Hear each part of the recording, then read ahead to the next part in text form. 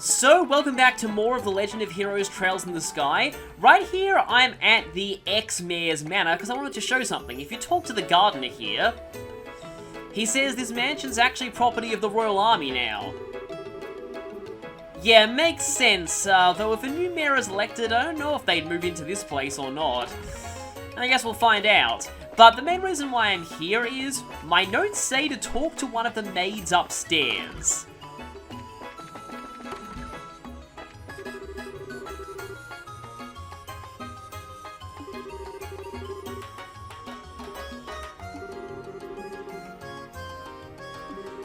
Ah, that's why. Yeah. And on that note, we can see both people here drumming up support for their candidates. But it's time to head to the final witness, which is over at the orphanage. So let's go. Okay, so here we are back on the Gold Seaside Way, where there are 8 treasure chests for us to find here, most of them being similar to the ones from the last game. Now, we can go on the path to Genis Royal Academy now. I'm going to actually put that off for a bit. All that's there for us is a wanted monster, no treasure chest at all. But, like I said, I'm going to put that off for a little bit because the wanted monster requests are going to become slightly easier once we meet up at the orphanage and at Minoria Village. You'll see why then. Anyway, I love this chest quote, by the way. So, what really stops you from wearing more than 2 accessories? Social decorum? I love when games lampshade, that kind of thing. Okay, so this monster here, I want to go ahead and fight this.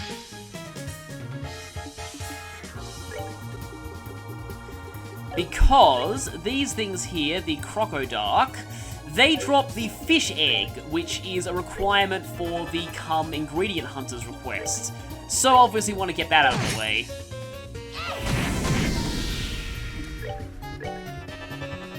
They're not too bad if you get a preemptive strike on them. Yeah, that knocks you out of range of the other one, unfortunately. They still hit stupidly hard, like pretty much everything on hard mode. Did we get the drop, though? We're good to go. Yes, we got fish egg. Good. Okay. So, hi there, more sharks. Let's just ignore you. And let's head down here. Basically, I'm just scouring the beaches for chests, as we can see here. Smelling salts. Could be just your imagination, but it's empty. There are also some fishing spots out in the ocean, and yeah, this little secret area still exists. There's no chest or treasure down here at all, but there is a fishing spot, so I'm just going to go ahead and show it just because of that. Oh, there's also that there, which is actually a new enemy. Did not show up in the first game, so may as well show these. We have here the, wow, that's a weird name. Cure Stamper. Beach-dwelling shell monster that blows sleep-inducing bubbles. Yeah, said sleep-inducing bubbles are actually really annoying, so I want to deal with these things quickly.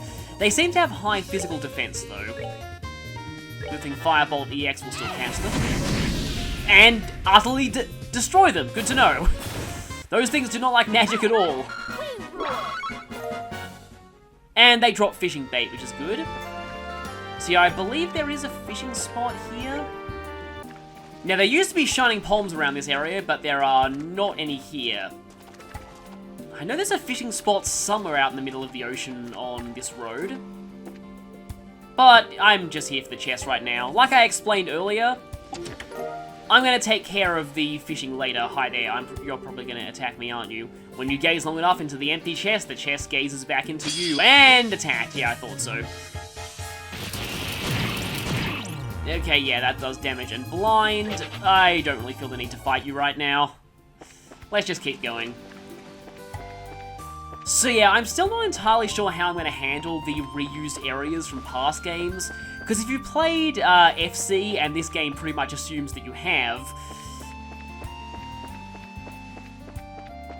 you should pretty much know these areas by now, and a lot of the chests are in pretty similar locations where they were in the last game. Also, that right there, can I get this chest without okay, yes, I can, good. Insulating tape. Watch out! This chest has nothing to lose! There's no telling what it might do! I like that one too. So yeah, that right there, that is a very dangerous wanted monster. I'm gonna put that off for a little bit. Because, yeah, I can take that on reasonably well on normal, but on hard, definitely not. And more fish bait. Inside the chest you find blood. So much blood. Why wasn't this here the first time? Okay, then. That's not creepy at all. Ah, here we go. Here's the ocean fishing spot. But, yeah, you can actually catch some very good fish there. One of, I think, the rarest and biggest fish in the game is in that area. I think it's a giant crab or an octopus or something. But, yeah, it's a relatively rare fish that you can only get around there. But we will be coming back to this area far later in the game, so we don't really need to worry about that right now. So, on to the third area of Gull Seaside Way, which would be the first if we were playing the last game, because we're actually doing this place in reverse. So yeah, in terms of reuse areas, I might just cut around to where the chests are. Okay, that's also a new monster, and I kind of like that one, so I'm going to go ahead and heal and fight that just to show it, just because it's pretty funny.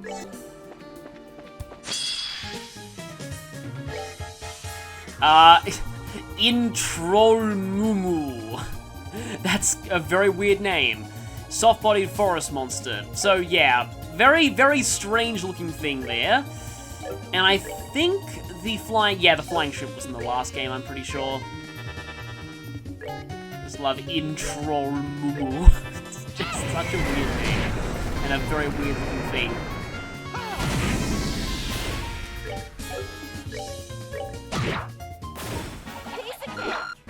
But overall, they're not too bad. If you're only concerned about quests, the only thing you really need to fight here is the crocodile for the fish egg.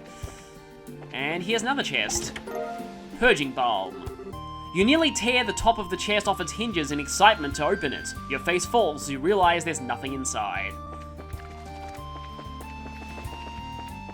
And over here is the way to Minoria Village, but before we go that way, let's check out Mercia Orphanage. We have a witness there that we need to interrogate after all. So let's go!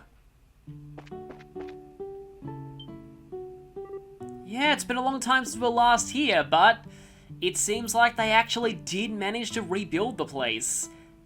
And yeah, from what I remember, it does not look the same as it did in the last game, so yeah, definitely showing that it got rebuilt.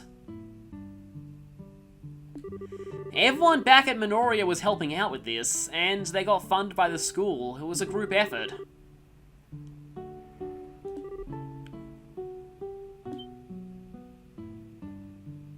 And hey, it's the matron! Sadly, Chloe's not here. But where are the kids? You'd think they'd be quick to greet Estelle.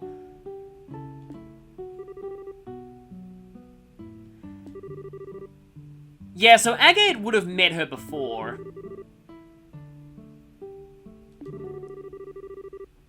Of course, if you brought Shera here, Shera has never actually met Matron Theresa before, so yeah, they get a bit of different dialogue here. Yeah, it's rebuilt better than ever, too.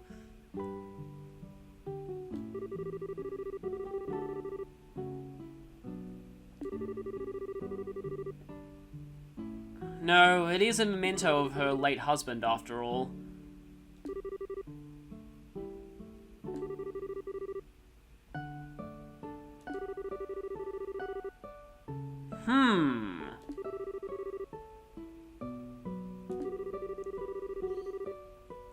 Well, Minoria Village is pretty close. We can just go over and see them there. Huh. Yeah, she wouldn't hesitate to tell everyone about that.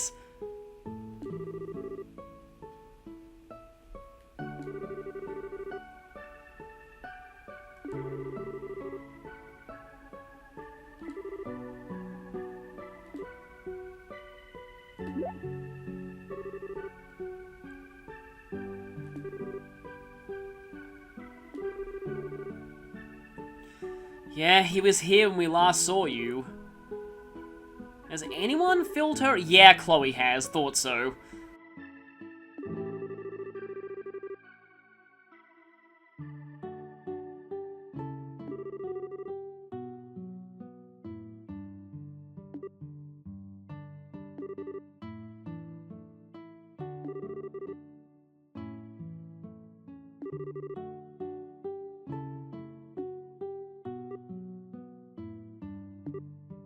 Yeah, Agate knows when to back off at times like this.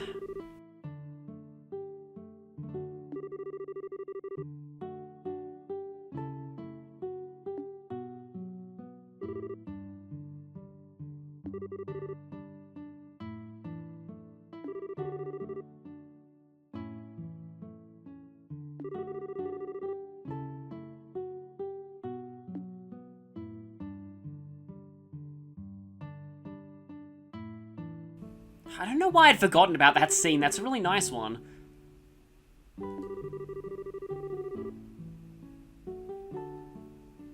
You are still only 16.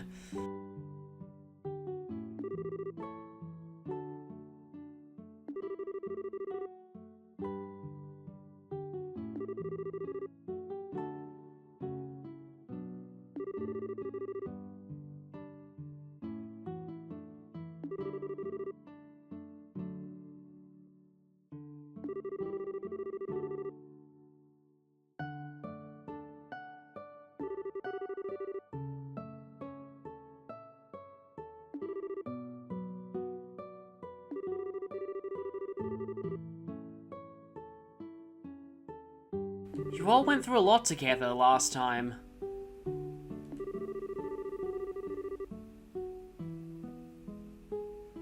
Oh yeah, that's a pretty bad time. Though after exams is usually a perfect time. Most schools don't tend to give a lot of work after exams. They probably wouldn't mind visitors dropping by.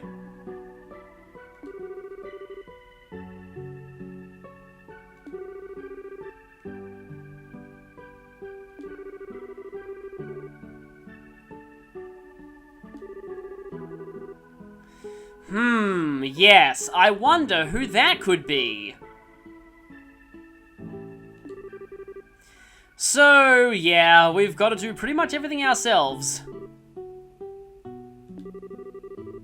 But, and as always, my priorities are completely in the right place, I want to go there anyway because there's some new food for us to buy. So, good thing we're heading that way.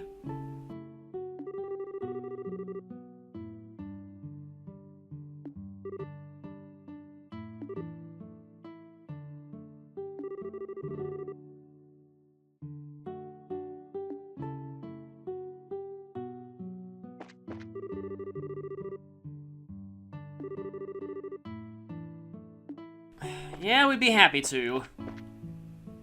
I might as well see you over at Minoria Village. Oh, right! Oh, that's what people are referring to. So yeah, you can get fresh eggs by examining the chickens here. Or at least one of them in particular. Yeah, someone in the comments said that, but I tried it in FC and it didn't work. That must be what they were referring to. It's only an SC thing.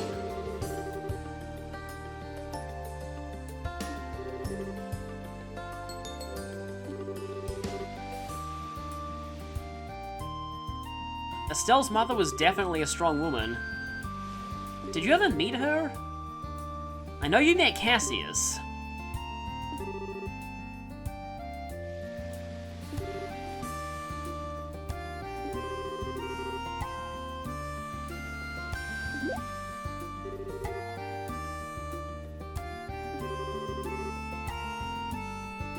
There are definitely some things that Agate hasn't told us yet about himself.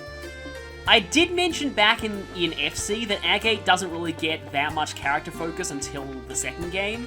So yeah, we'll definitely be seeing more of Agate and his personal history in this one. Or Agate, it's really hard for me to make that adjustment.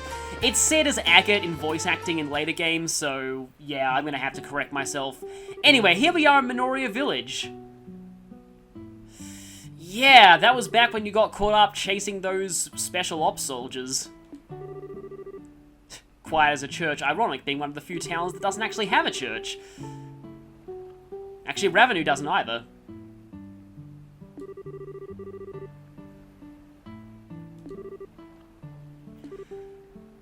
Okay, before we do anything else though, we want to go ahead and, oh boy, they've got election posters here already. Yeah, I guess the mayor does govern this entire region, so it affects this place too. What I was going to do is stop over at the White Magnolia for a few reasons. Firstly, I have some food that I need to buy here. Garden of Seeden. Oh, and I don't have enough money. I had a feeling I didn't have enough money. So I'm going to go ahead, I'm going to have to go ahead and convert some stuff. Okay, let's get one of those. And we can also buy sea bubbles. and miso stewed fish. And here, we actually can find Mayor Dalmore's for butler, Dario.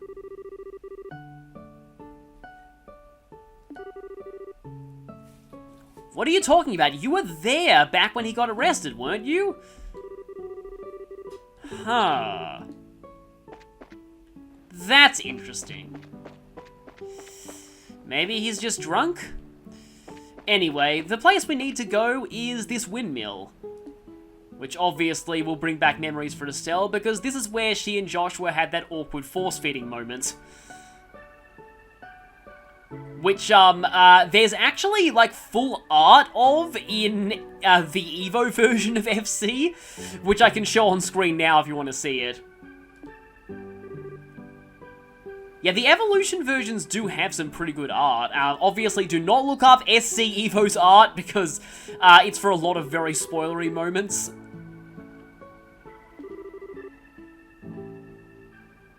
But there's some pretty good FC ones. Including one of the play, I think. You know, it really is, considering how attached we got to Joshua in the last one and their relationship. Yeah, of course. Don't understand your own feelings, that was very typical of you. No, not at all, quite the opposite, actually.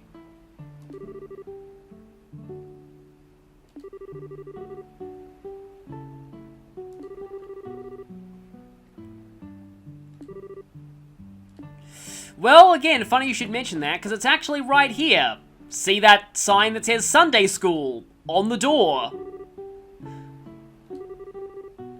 Yeah, Sunday School's kind of interesting in this universe. Like, I kind of feel like maybe it's a product of, someone, like, in Japan kind of misunderstanding Western culture a little bit and thinking it actually meant literal school when it usually doesn't.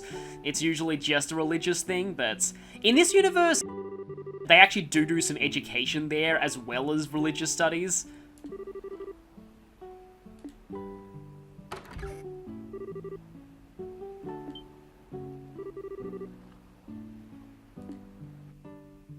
Yep, why am I not surprised? Okay, that's a weird thing to walk into. Well, I mean, if that Gaston is like anyone else named Gaston from fiction, then yeah, he probably doesn't deserve sympathy.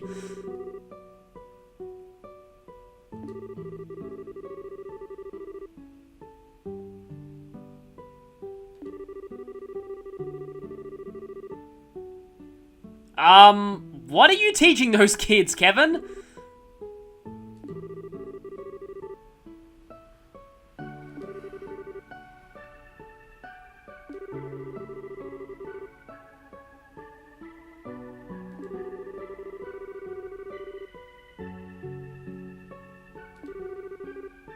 But yeah, that was the end of a story he was reading them. A story that kind of ended on a cliffhanger. Like something else that we know. And here's something really cool. So you know how the Ravens earlier got portraits for this one when they didn't get portraits in the first game? All of the children at the orphanage have portraits now, not just Clem. And I really like that. I wish they could have patched these into FC, but that could have probably broken the game, so yeah. Oh, well, she doesn't, but, I don't think she's actually from the orphanage. I think she's just from Minoria Village. Because, yeah, Daniel has a portrait now. And Polly does.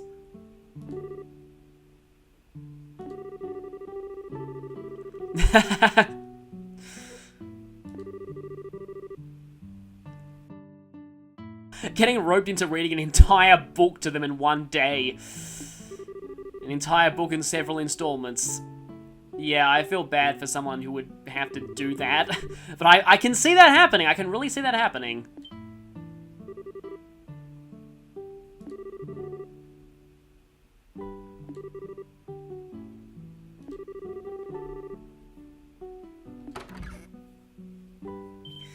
I'm sure everyone's going to be happy to see Estelle.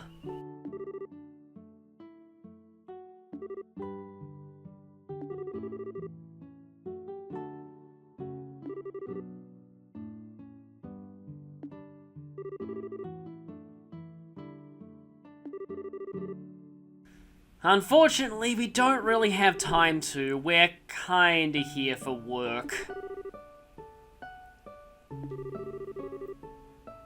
Not after having an entire 22-chapter story read to you.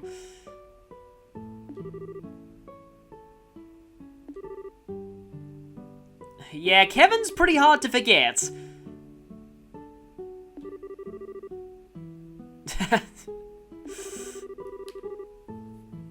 Well, pretty high, given that in an RPG, anyone with a portrait, is generally going to run into you later on. Oh yeah, so make sure you do all of your business at town before you go to the windmill, because you get warped right back to the orphanage after you do. So good thing I bought all of that food. That's pretty much all I needed to do there.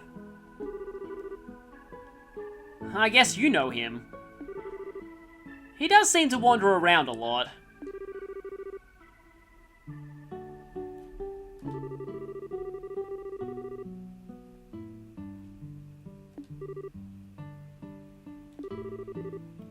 Oh, well, time for things to get depressing again.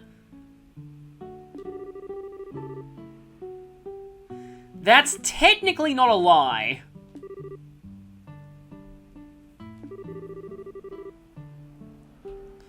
Yeah, I'm sure he would have liked it.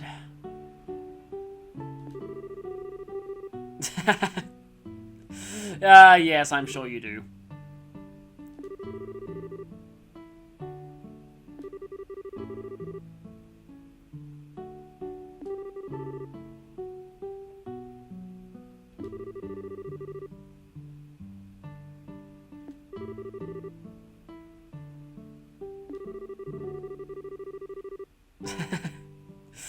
Well, they both got different things out of the story, but truth be told, it's actually both.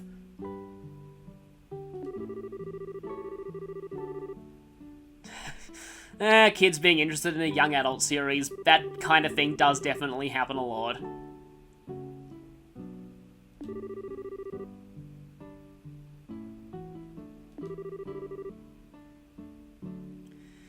Huh, so Kevin's heading back to Ruin, and we need to head back to Ruin too.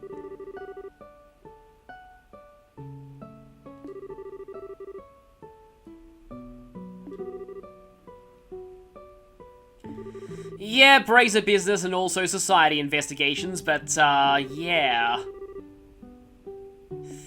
Don't know if Kevin knows about that kind of stuff.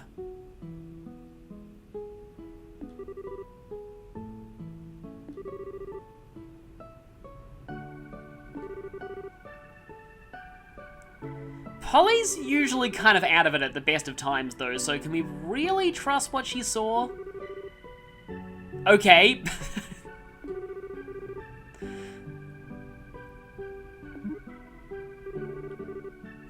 The others said dancing, but I suppose spinning is possible too.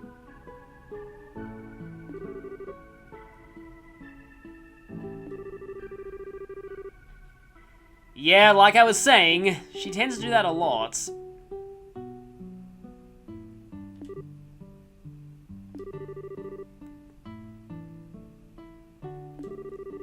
The dancing is a common thread across all of the accounts we've heard.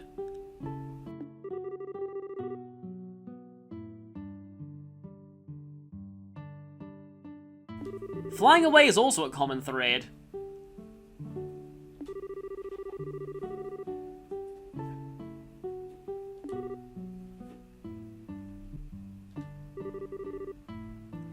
Well, at least we have multiple people to corroborate the account.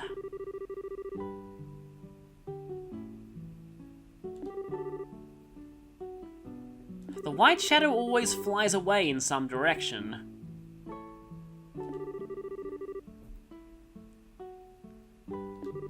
This is a very weird ghost, whatever it is.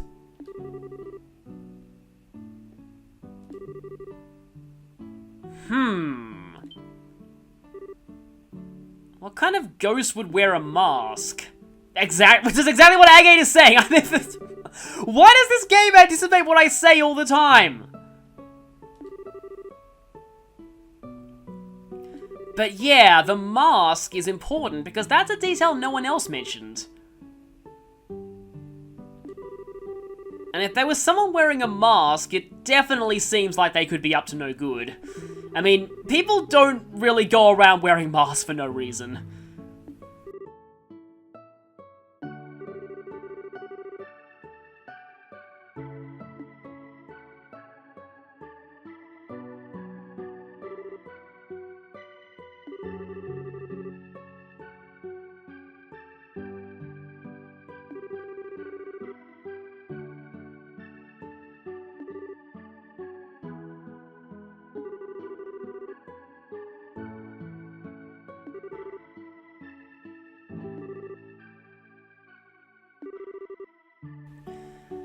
Hopefully we can. And I'd like to bring Chloe next time too.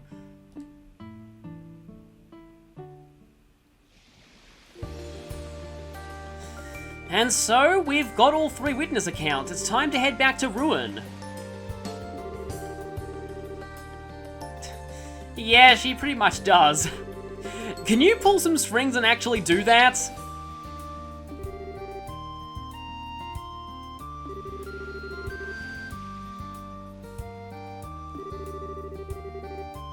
Yeah, school exams, royal duties. She's busy with a lot of things.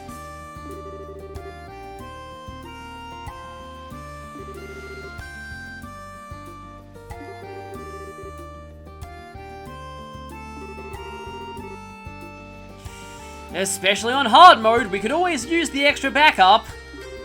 So, with that, don't get used to this, but we temporarily have Kevin Graham on our side. So, time to go over him. Kevin is, if we look at his augments, you'll notice that it's mostly a single line. Kevin is primarily an arts user. And one really cool thing about Kevin is that his only restricted slot is restricted to time. This is good for a caster because you're going to want action and cast quartz, which are time elements, on your casters anyway, so Kevin effectively has no restrictions. Now, Kevin's also interesting because while his ATS it looks good, but compared to the other primary casters in this game, it's not the best. However, Kevin's defense is actually very, very high for a primary caster. So he's pretty durable, and not only that, Kevin also has, in my opinion, the best S-craft in the game, Grail Sphere, and it doesn't even do damage. It's so good that it's a non-damaging S-craft, and I consider it the best in the game. So I'm going to go ahead and, I didn't actually get healed at the orphanage, that's annoying. You can actually go back here and talk to the kids if you want.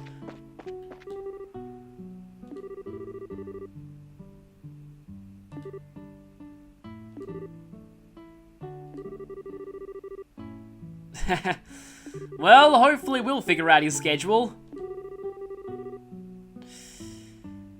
Something tells me you probably should not be looking forward to meeting that guy again.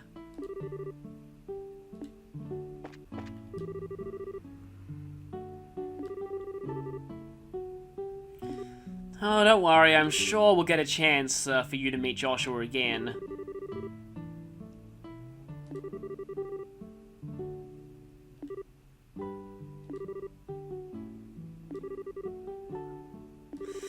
Well, one more thing to add to the list of things to tell Joshua.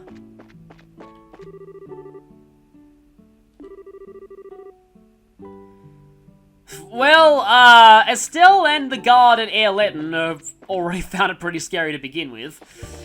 But anyway, yeah, before I got distracted by that, let's go ahead and build up Kevin's CP a little bit, because I really, really, really want to show that S-craft. Because, yeah, this is why I put off fighting some of the monster requests. Oh, Shining Palms. Huh. That's cool. I found a surprise cookie. Huh. Although, these are no longer prologue Shining Palms, they're Chapter 1 Shining Palms, so...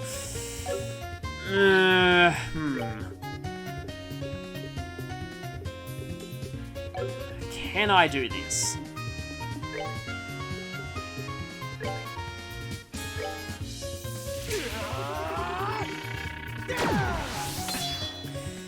Okay, plan.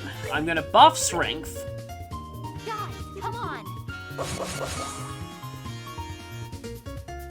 Considering that I had an S-Craft, one of them do 0 damage in the prologue, though, this probably won't work, but I don't want to try.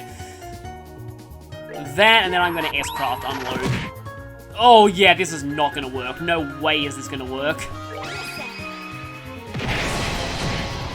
Oh, actually, that's not bad damage.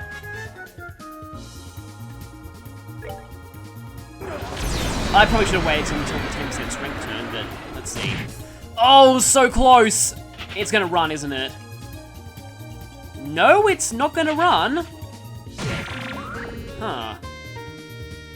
And it's still sparkling mightily. The problem is, though... yeah, I can't get a turn in with you. And I kind of doubt that I'm in range. Oh, it's so low on health. Okay, I can Tira Agate, but I have to get super, super lucky here. It has to not run, because then I can go ahead and... It's probably going to run. Okay, Dart Vacuum, please don't run. That one's not running. No, it's not running! Okay. Okay, I might be able to kill this. One more Wild Rage. S-Break. Please die. Actually got it, good.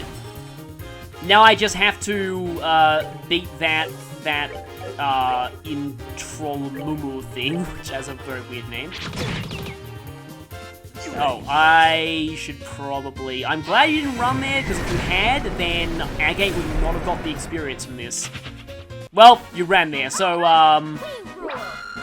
Agate's missing experience. But hey, wow, that catches up Kevin to the level of the rest of us, which is good.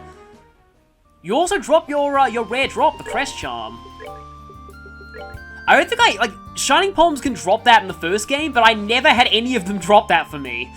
Prevent sleep and faint. Definitely not bad.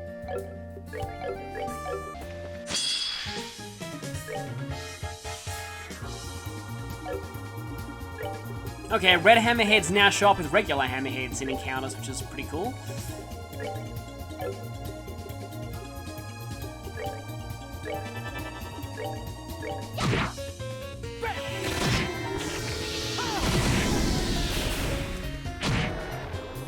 And they can insta-kill you!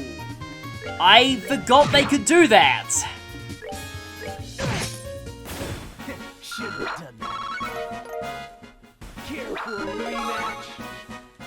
Well, Agate leveled up.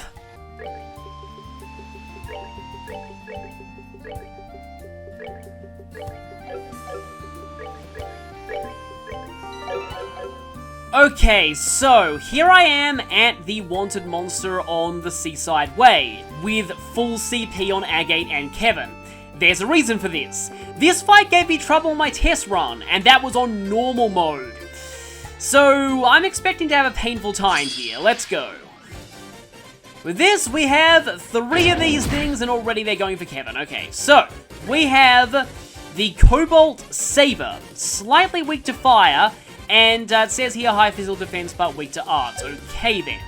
So, Earthguard's going to go up a little bit late, I think. I'm going to just go ahead and see if I can... Maybe let's see if we can trap them with. I feel like that one's going to get close enough to get the other one in its AoE. Now, Kevin... oh, by the way, I haven't actually described Kevin's other crafts. He has Cross Gear Rage, which is a single physical attack on one enemy, and Sacrifice Arrow, which gives 40 CP to 2 allies. Now, the thing about Sacrifice Arrow is, it basically counts as an attack against them, so while it doesn't damage your allies, it does push them a bit. Bear that in mind if you're using something like Earth Wall or any other AoE buffs. Now, I probably should have put Fire Arts on Kevin, but, oh well. I think I'm going to go ahead and have Kevin just attack one of them with an art. Okay, 200 CP already, and no, you didn't quite get into where I expected you to go. So, okay, Agate, heal Estelle. And after Kevin casts, I'm going to go ahead and use his S-Craft. Not now, because that would ruin his casting. I'm just going to let you all appreciate the glory that is this. I hold in my hand the chalice of heaven. May its holiest of lights act as our shield.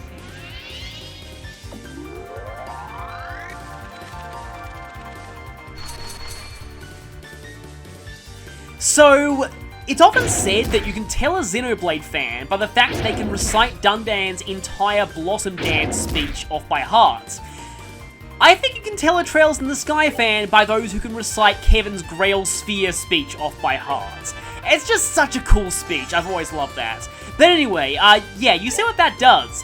It's basically Lieutenant Lawrence's, or Luve as we know him now, his Earthguard EX skill from the previous game, except an AoE version. At 200 CP, that is. At 100 CP, it just gives a single Earthguard to everyone in range, which is amazing, don't get me wrong. But at 200 CP, yeah, double Earthguard to all party members. And I'm just going to go ahead and panic S-Craft because, I'm just going to go ahead and do this. I don't know if that was really necessary, but she probably still would have survived. But oh, that might have been a bad idea. I forgot about that. Oh, it only increases defense and agility. That's perfectly fine. Agility raises evasion, but that actually does nothing if you're only using arts on them, so, because arts can't miss. So yeah, like I said, actually pretty useless to them. I was afraid that was the strength and speed variant of death throws. That would have ended very, very poorly for us. But yeah, these are the same kind of things that the Mayor summoned in the previous game in his boss fight. Well, you know, the closest thing he had to a boss fight. You couldn't exactly fight Mayor Dalmor on his own. Oh, Estelle's probably gonna go down, isn't she? No, you're just going to go for us. So, giving Kevin a gladiator accessory is really useful because it means that getting smacked around a bit will pretty much just give him his S-Craft very quickly. And even the 100 CP version, like I said, is a great panic button when things are going really badly. So yeah, in my humble opinion, Kevin's S-Craft is the best S-Craft in the game. Whenever he's in the party, you'll be seeing a lot of Grail Sphere.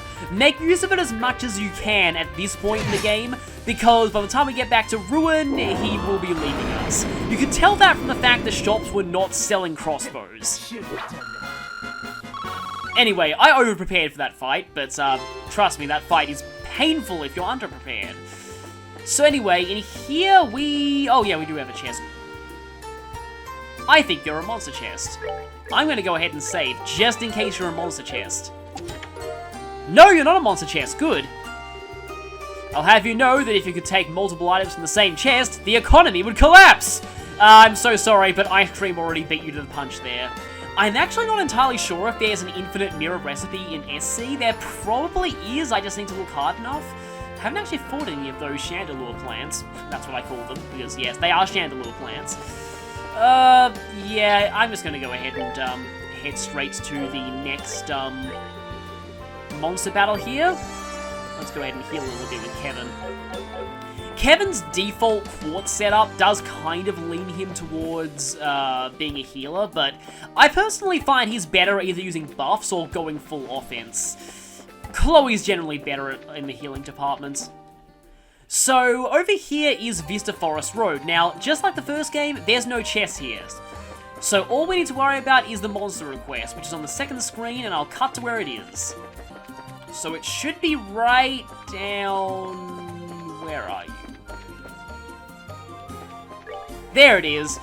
It's one of those big snake things. So, equip anti-poison accessories, and definitely if you're on hard mode or higher, wait until Kevin is in your party before you do this one. Otherwise, you will probably have serious issues here. Not so much because they hit hard, but more because they're very, very fast. They can often multi-turn you, so...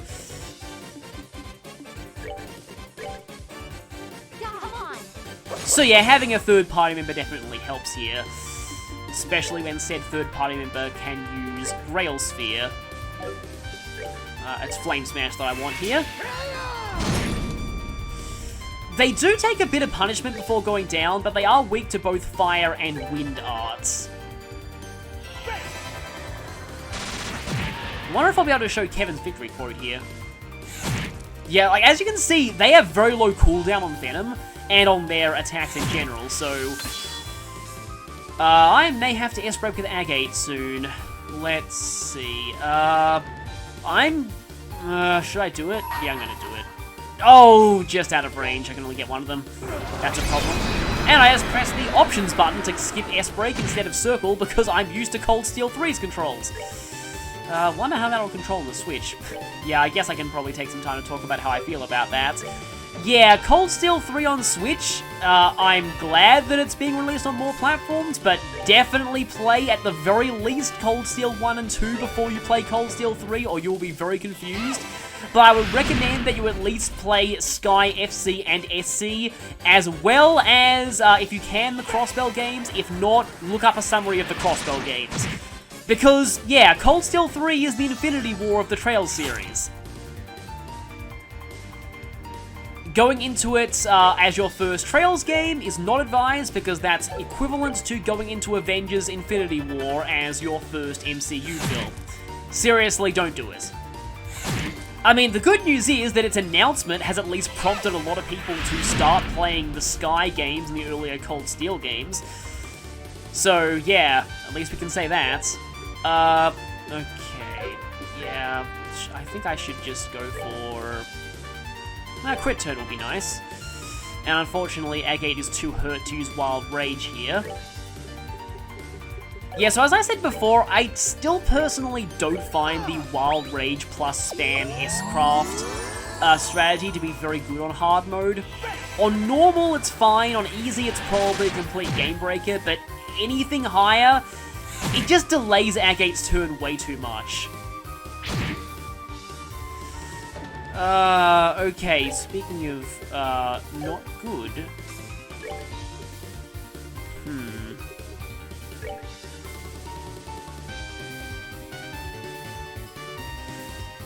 I can try that, but she's probably gonna immediately go down. I guess now's as good a time as any to eat my sea bubbles. We're good to go. So that's another recipe for the log. Yeah, I'm tracking them by, like, when we learn the recipe, even though the achievement actually tracks when you cook them, just because I was afraid you'd do that. But, hey, at least use Venom, not a basic attack, which is, weirdly enough, the least threatening of your moves. Nah. Let's see, can I heal you? Yeah, I can actually even use Tira, which is good. Get used to hearing Kevin's BAM, by the way. Because, yeah, I will be using Kevin whenever I get the chance. He is one of my favorite party members in this game.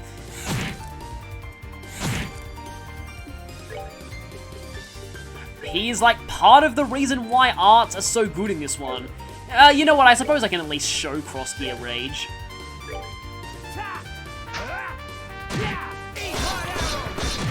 It looks cool, but I personally feel it's much better to save up his CP for an S-Craft. Same with Sacrifice Arrow. Like, normally abilities that give you more CP are incredible in these games, but... okay, no, that's the delay one. Use that, not the other. Speaking of things that are incredible in these games, Delay! Delay is usually incredible as well. But yeah, for some reason I just... Again, really the only reason I don't find it that spectacular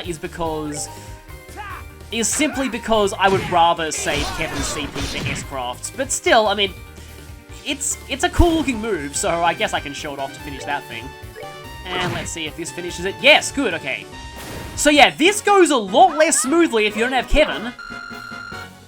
And since I never got to show Kevin's victory quote for now... Oh, by the way, yeah, you can actually get Firefly Fungus as an actual cooking ingredient this time.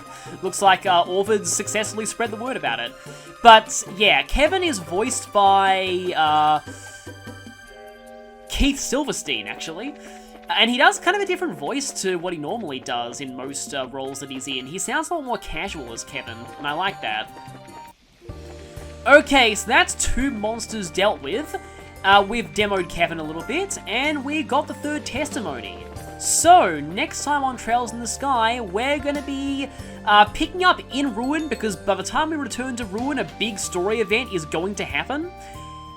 Now, I should mention, there are some more things that we could have done at this point. We actually could have gone up the Minoria Byroad. There's a hidden quest for us at the Lighthouse that we can do now, and we can also go to Crone Pass. There's some chests there and on the Byroad.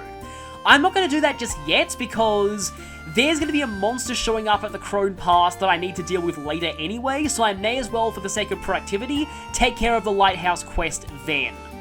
So, I will see you next time for something I'm sure a lot of you will very much enjoy once we get back to Ruin. I'll see you then. Wait a minute, I'm coming back because, yeah, Actually, wait, I'm back here because I forgot one chest. And I know I forgot it because I definitely would have commented on this chest quote if I'd seen it. This chest is holding a beauty pageant with all its other treasure chest friends, but beauty on the outside can't save how empty it is on the inside. Also, there is a fishing spot here, but it's all the way up in the top corner. By here I mean this secret beach.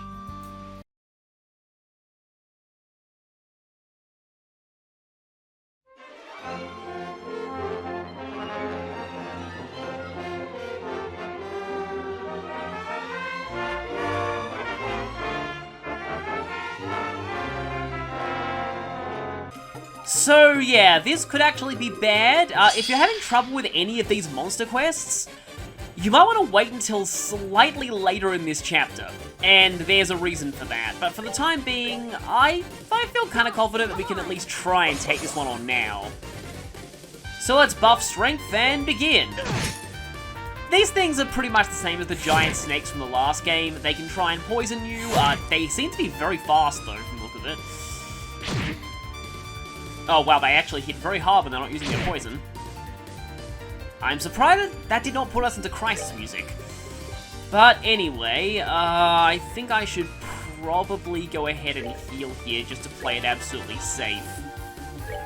Yeah, you don't have any healing, I just remembered that, so... I need more Azalea Kisses too. I should probably go and get some more of those. Actually, yeah, I probably should have used the heal on Estelle and used the Terra Balm on Agate, but oh well. We're good to go. So, but yeah, as I was saying, if you're having trouble with any of these monster requests, you might want to wait until a little bit later in this chapter when we have access to more party members. Because you can pretty much feel free to put off the monster requests for as long as you want.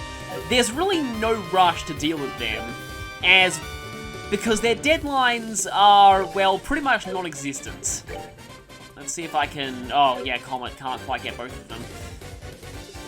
I could go for a chain, though. Which will also not get both of them. Okay, so... Do I have anything? I do have Flare Arrow, which, I do have Firebolt EX, which they are both weak to. And I guess you can go ahead and heal. I'd rather keep Estelle up right now. Okay, yeah, that does not do a lot of damage. You ain't